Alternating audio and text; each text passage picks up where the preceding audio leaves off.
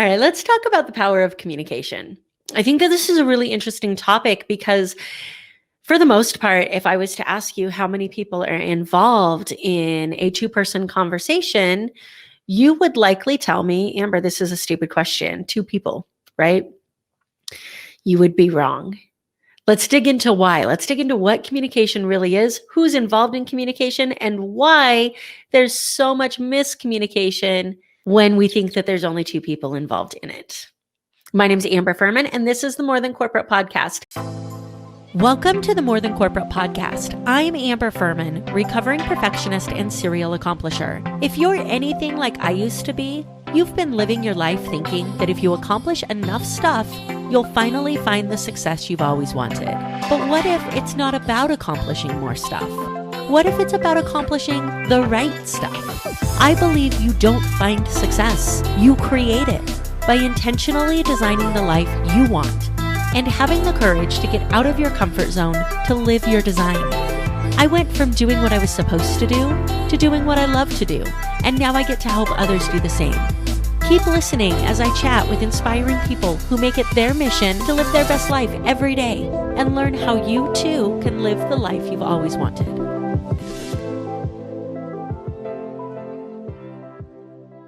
And as always, I'm streaming this to the Success Center community. If you want to be involved in this conversation, go to Facebook, join the community page, and we can start having the conversation live with the rest of the community. All right, let's talk about communication. Actually, time out. Now let's talk about communication. So it's a really interesting topic. I was having a conversation with some people in my mastermind, and we were talking about who shows up to every conversation. So how many times have you guys had something where you're having a conversation with somebody and they're having a conversation with you, and you think to yourself, we must be having the same conversation. Like, what in the world are you talking about right now, right? And then you dig deeper and you realize that what somebody thinks you're saying isn't what you're saying. Why does this happen so much? So let's first of all talk about the people that actually show up in a conversation. So this was a really interesting thing for me to hear when I heard it for the first time. It was on another podcast. I think it was actually Steve Sims that was talking about the people who show up in a conversation. And I thought, once you understand this, it changes the communication game. So we all have this identity that we think we are, right? And we also have what we think other people think we are. So when you show up to a conversation, you're showing up through your identity of who you think you are. And then so many times you are communicating with who you think the other person is. And so your answers, the way that you phrase things is shifted based upon who you think the other person is and how you will best communicate with them. The same thing happens on the other side. So when you're communicating with somebody, they are communicating with their identity and they're communicating with who they think you are. So if you understand that in a 2-person conversation, there's actually at least 4 people. There's who you are, who you think you are, who you think the other person is, who the other person thinks they are, and who the other person thinks you are. Let me say that again because I'm sure that your mind is spinning because it's so crazy. So 4 people in every 2-person conversation. If I'm having a conversation with you, then it's who I think I am and who I think you are, who you think you are and who you think I am. And those filters dictate the way that we communicate with people. Think about it. If you're having a conversation with a peer or a colleague at work, you're going to talk to that person completely different than if you're having a conversation with a child or a teenager or a friend, or you're out at the bar or whatever you're doing. You're going to have different conversations. It's that environmental side of things, but it's also the idea that we carry around so many different identities so many times. And if you're anything like me, especially when I started making this switch into the business coaching and success coaching world, you have these people who know you as a certain person, and then you start to grow and you start to change and you start to shift. And when you communicate with those people, you tend to fall back into this identity that they know you as, because that's what's comfortable. It's really interesting. I was having this conversation with somebody about the switch and why I made the switch from attorney to success coach and what that looked like for me and what the driving force was. And, we could dig into that in a whole nother episode. The short answer is that it became too painful to stay where I currently was, and that the fear of changing was less painful than the pain of staying stuck. And I think that that's the point that we all reach, right? Where we make a change in our life because, yeah, it sucks to be where we are, but we're no longer as afraid to change because of the pain level discrepancy. So when I was talking to this person, I was telling the story that when I hit my rock bottom in 2016, I had gone through the therapy to deal with how to manage the panic attacks, how to breathe through the emotions. And I hit this moment where I was really struggling to function. And I wrote this blog article, and the topic of this blog article was, "But did you die?" And in this blog article, I talked about the fact that I was creating this reality in my head that my entire legal career was about to disappear. First of all, it was an entirely unrealistic reality, but how many times do we go to the worst case scenario? I wanted people to acknowledge that, like, the sky was falling, and everybody was looking at me saying, "Amber, like, this is just, it's normal part of attorney life." And I'm like, "No, you don't understand. The world's ending," right? So I did the only thing that I knew how to do. I wrote my feelings down, and I created this blog post. And this was before the podcast existed. And I sent this to a friend of mine, and the blog post talked about my struggles with anxiety and my struggles with being afraid of not being good enough, and all of these things that we just don't talk about at work, in the legal field. You put on this face for your clients of that strong force, and you are, but we're still human, right? We still have our own things that we go through. So I sent this to a friend of mine, and he says, "Amber, this is amazing, and you can't put your name on it." And I thought, okay, maybe I can publish this anonymously. So I went back and forth in my head, and I heard Brene Brown, who had been a huge part of my journey up to this point. And I heard in one of her TED Talks her say, "If courage is a value that I hold, then this is the route that I have to take. Like, this is a consequence of that courage." So knowing that my platform was all about vulnerability and transparency and authenticity and courage, I couldn't put this particular blog post out without putting my name on it. So I had this real identity crisis of, if I put this out and it ruins my law career, am I okay with that? And this was something that I just felt so passionate about that I thought, you know what? If this ruins my law career, then I'm not meant to be an attorney. And what happened when I put that out was that the response that I got was, "I suffer from anxiety too. I suffer from depression too." And I thought, why aren't we talking about this more? So this is one of the really big moments that led to my shift from attorney into success coach, business coach, podcaster, speaker, and all the things that I'm also doing now. In that transition, the conversations that I would have with people were completely environmental dependent, because my identity was still so tied to being an attorney. I hadn't understood my worth yet. I hadn't understood my value as a person yet. And I had spent so much time in getting my degree and becoming the attorney Amber that I had forgotten that just Amber as a person has value. So every conversation that I was in, there were two people that would show up to that conversation. There's who I thought I was in that conversation and who the other person thought I was. And for so long, I had conversations this way where I would change the narrative based upon who I was talking to. And don't get me wrong, I'm not talking about changing the stories so that they're powerful. You can get your message across. We talk about that in the speaking world all the time. You should absolutely do that.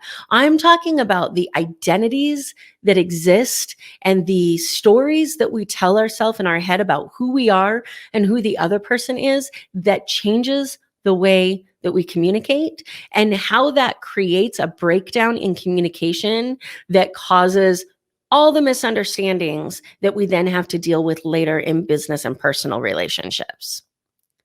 So when you go into a situation and you say, okay, this is who I think I am, and this is who I think the other person thinks I am. So I'm going to communicate one way. On top of that, the words that you say are being sent through these filters that you've created through all of your experiences in life. And the other person you're talking to is presumably human as well, unless you talk to your dog all the time like I do.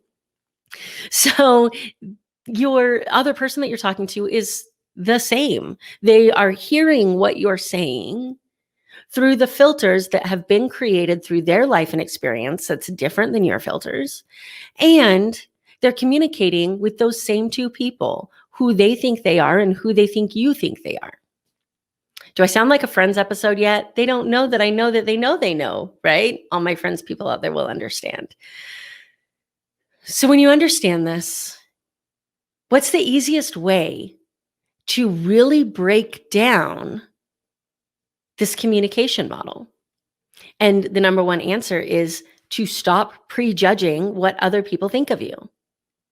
Right? To communicate authentically and transparently and with who you are and with your message, and to understand that your identity is not tied to a particular person, outcome, result, or communication. When you're able to show up as just you, understanding that other people's opinions of you are not your responsibility. And when you understand that that same is true inversely, you're able to finally have true communication.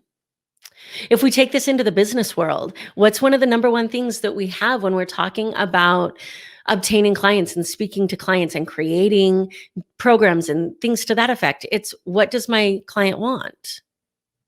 Well, there's two ways you can answer that question. You can either guess what your client wants based upon who you think they are, or you can ask them. And you can have conversations with them to get to know them. Most people take the first route. They just guess at what their clients want because it's easier. It's easier than having that vulnerable conversation where you really get to know somebody and you let them really get to know you, and you're able to show up as yourself. So many times we're like, okay, which cap am I going to wear today? Which mask am I going to wear into this communication? Who am I going to be? Am I going to be attorney Amber? Am I going to be coach Amber? Am I going to be, podcaster Amber? Who am I going to be in this next conversation that I'm going to have? When you take all of that off and you just become you, and you're having those conversations just as you can truly finally get to know others in a way that allows you to have real communications with them. When we're filtering what we're saying based upon what we think the other person wants to hear, then it creates that miscommunication, because number one, what we think somebody else needs to hear probably isn't what they want to hear, what they need to hear. We're projecting that on them based upon our filters. It's probably completely wrong. And then it doesn't resonate with them. And then on top of that, they hear something different. So when you're communicating and understanding this, being able to really narrow down and make sure that somebody understands what you're saying, instead of just assuming that somebody understands what you're saying, being willing to ask the questions, being willing to have the communication. That's what so much of our society is built on, is really truly building relationships. And yet so many times we walk into communication with either an agenda or a shield up because we don't understand somebody else's agenda. And it causes us to really have a huge breakdown in communication. So I would really encourage you guys to think about the ways that you communicate with others. When you walk into a conversation, are you walking in with a preconceived idea of what this conversation is going to be like? Or are you walking in with an open mind, able to truly communicate with someone?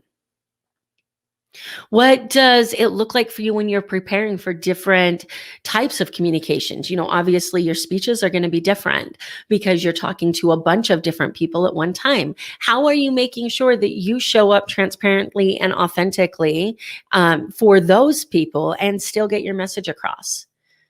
If this is something you've never thought of before, then there's some really great resources available that I'd be happy to share with you. There's a Calendly link underneath this video. Feel free to select a time to chat and let's learn about what we can do to continue to expand your perception and your knowledge and your resources in the area of communication so that you can start to have the true relationships that you want to have with others and with yourself.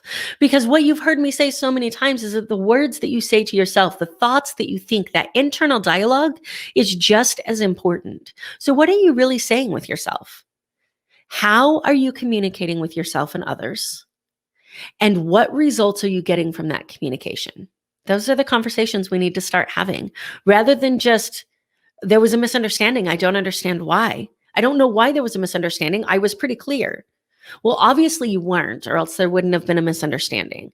As the communicator, it is our job to make sure that the other person truly understands and that we're having the same conversation. One of my favorite phrases is that there's no bad listening, only bad communicating. It's our message. It's our job to get that across in a way that is understandable to the person that we're talking to. That we get through those filters, that we are able to communicate with who they really are. And you can't do that until you understand that there's more than two people in a conversation. Stories in our head are real to our head, right? We create this reality. And we're communicating within that reality all the time.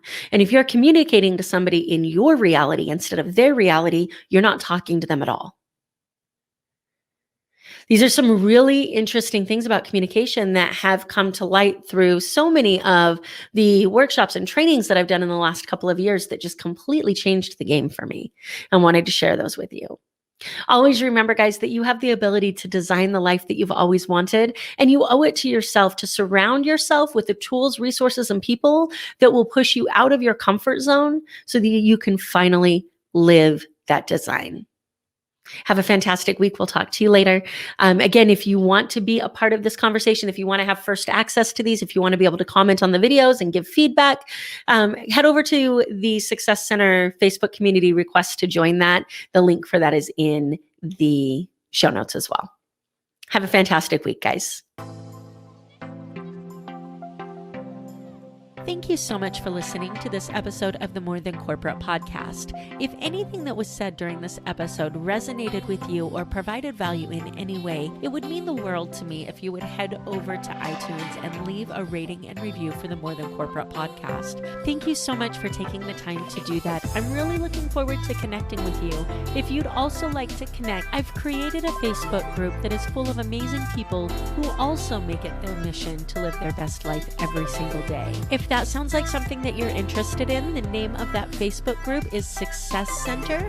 Head over there, request to join, and I look forward to connecting with you soon.